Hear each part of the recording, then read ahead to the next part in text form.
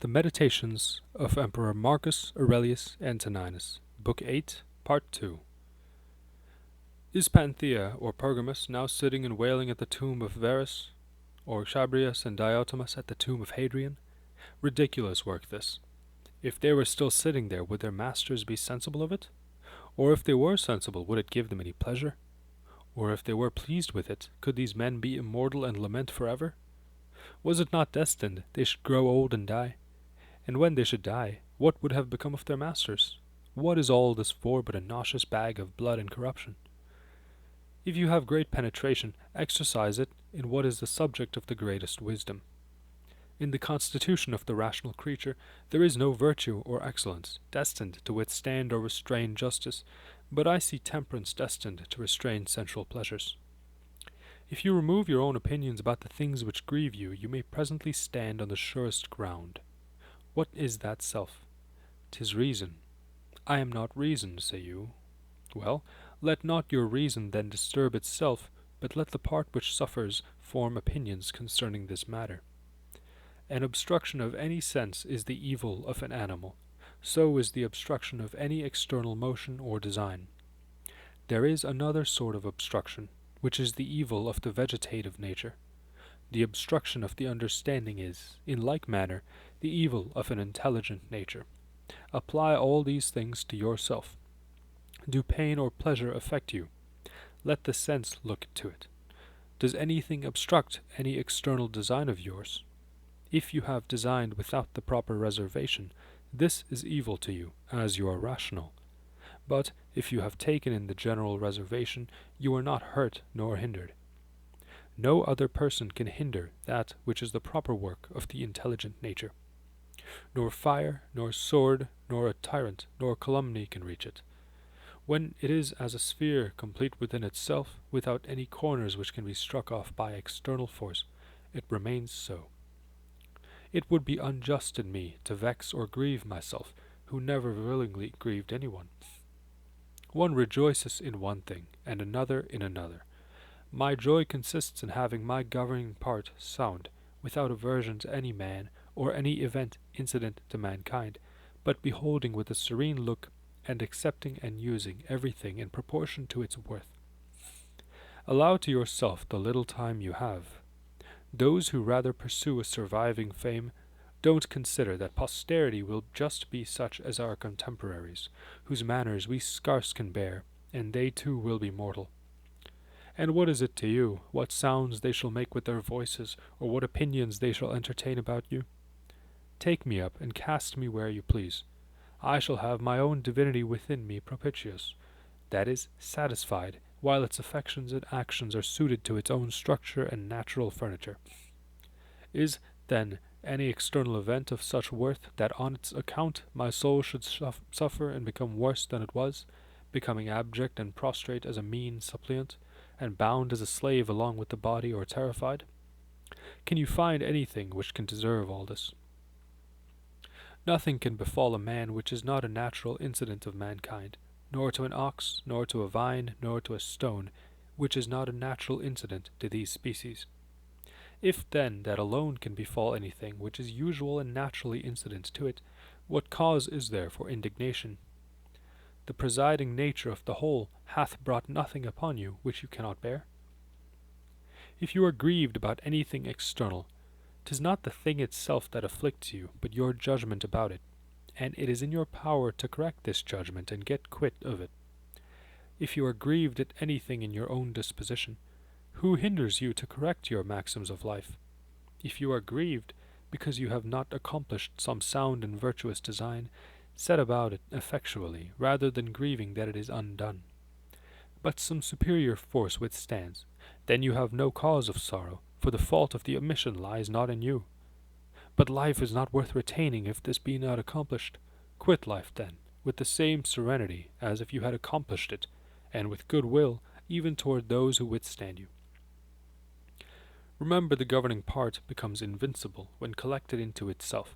It can be satisfied with acting only as it pleases, even when it is obstinately set upon things unreasonable. What shall it be, then, when, after due deliberation, it has fixed its judgment according to reason? The soul, thus free from passions, is a strong fort, nor can a man find any stronger to which he can fly and become invincible for the future. He who has not discerned this is illiterate. He who has and does not fly to it is miserable. Pronounce no more to yourself beyond what the appearances directly declare. 'Tis told you that one has spoken ill of you. This alone is told you, and not that you are hurt by it. I see my child is sick. This only I see, and not also that he is in danger of dying. Dwell thus upon the first appearances, and add nothing to them from within, and no harm befalls you. Or rather, add what becomes one who understands the nature of all which happens in this universe. Is the cucumber bitter? Throw it away. Are there thorns in the way? Walk aside. That is enough. Don't be adding, why were such things in the universe? A naturalist would laugh at you, as would a carpenter too, or a shoemaker, if you were finding fault because shavings and parings of their works are lying about in their workhouse. These artificers have places too, without their workshops, where they can throw these superfluities. But the nature of the whole has no external place for this purpose. And herein its art is wonderful, that having circumscribed itself within certain bounds, all within it, which seems corrupting, waxing old or useless, it transforms into itself, and out of them makes other new forms, so as neither to need matter from without, nor want a place where to cast out its superfluities, 'tis satisfied with its own substance, its own space, and its own art.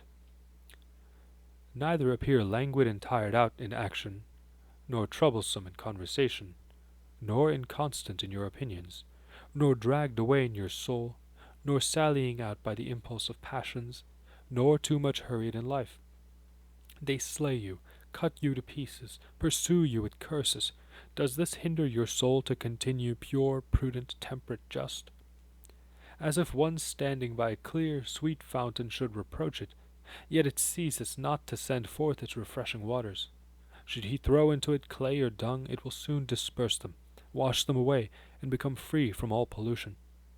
How then shall you get this perpetual living fountain within you, and not a dead cistern?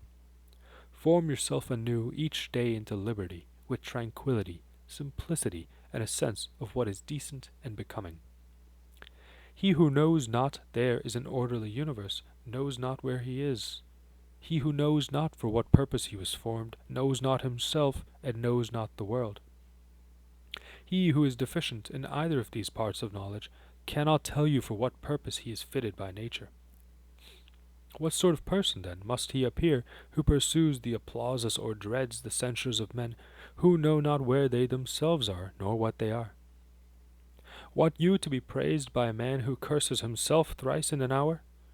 Can you desire to please one who is not pleased with himself? Is he pleased with himself who repents of almost everything he does? Don't content yourself in merely corresponding with the surrounding air, by breathing in it, but correspond in sentiment with that intelligence which surrounds all things. For this intelligence diffuses itself to all, and advances toward all those who can draw it in, no less than the air does to such as can receive it into themselves by breathing. There is no universal wickedness to hurt the universe.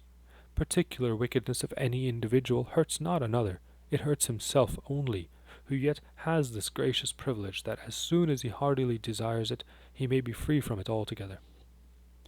To my elective power, the elective power of another is indifferent, as his animal life or his flesh is. And how much soever we were formed for the sake of each other, yet the governing part of each one has its own proper power. Other ways, the vice of another might become my proper evil or misery. God thought fit this should not be, lest it should be in the power of another to make me unhappy. The sun seems to be poured forth, and is diffused all around, but not poured out or emptied. This diffusion is a sort of extension of its rays, and hence the Greek word for the rays is thought to be derived. The nature of a ray you may observe, if you see it entering through some small hole into a darkened chamber. Its direction is straight, and it is reflected around when it falls upon any solid body which does not admit it into itself. Upon this the light is fixed, no part of it is lost or falls aside. Now such ought to be the direction and diffusion of your understanding, not an effusion or emptying of itself, but an extension of it toward even any obstacle that occurs, not violently and impetuously dashing against it, nor falling aside, but terminating directly on it, and illuminating whatever will receive it. Such opaque objects as will not receive and transmit the rays deprive themselves of the splendor.